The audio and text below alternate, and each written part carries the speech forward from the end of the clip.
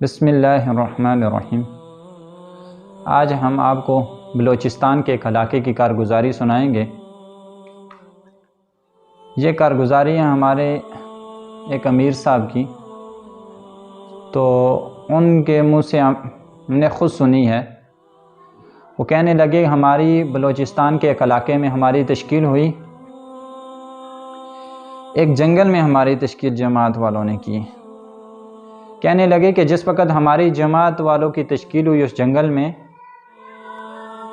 تو فرمانے لگے کہ ہم نے رات کو جو ہے پڑاؤ ڈالا ایک جنگل کے اندر۔ ہم نے کہا کہ یہاں پہ ہم قیام کر لیتے ہیں، صبح اٹھتے ہی آگے منزل کی طرف روانہ ہو جائیں گے۔ کہنے لگے کہ جس وقت ہم نے جنگل کے اندر پڑاؤ ڈالا، رات تو ہم نے گزار لی، تو جب صبح کا ٹائم ہوا تو صبح کے ٹائم پہ ہمیں آگے نکلنا تھا۔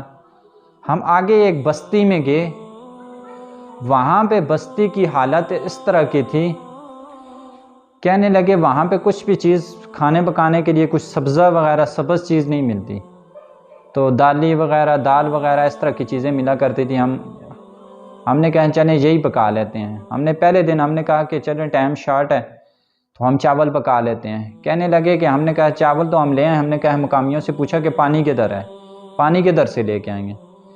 کہنے لگے وہ سامنے ایک چشمے کی طرح ایک پانی بہہ رہا ہے، وہاں سے ہم سب وہی پانی پیتے ہیں۔ تو کہنے لگے جس وقت ہم پانی لینے کے لیے گئے، وہاں پہ جس وقت جا کے دیکھا کہ پانی کا جو رنگ تھا بالکل بلیک تھا، اور اس میں چھوٹے چھوٹے جراثیم کیڑے وغیرہ بھی تیر رہے تھے۔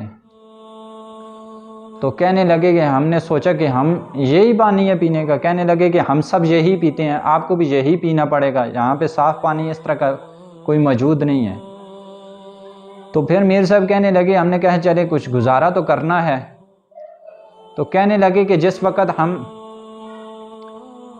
اس پانی کو لے کے آئے، بھر کے لے کے آئے، تو خیر ہمیں جس وقت پیاس لگی، ہم نے پانی تو پینا تھا، کہنے لگے کہ ہم نے آنکھیں بند کر کے وہ پانی پیا۔ پھر کہنے لگے کہ جس وقت ہم نے چاول پکائے، چاولوں کے اندر ہم نے پانی تو ڈالنا تھا، جس وقت ہم نے سفید چاولوں کے اندر وہ پانی ڈالا، وہ سارے کے سارے چاول بھی بلیک ہو گئے۔ کہنے لگے وہ آنکھیں بند کر کر کے ہم کھاتے رہے۔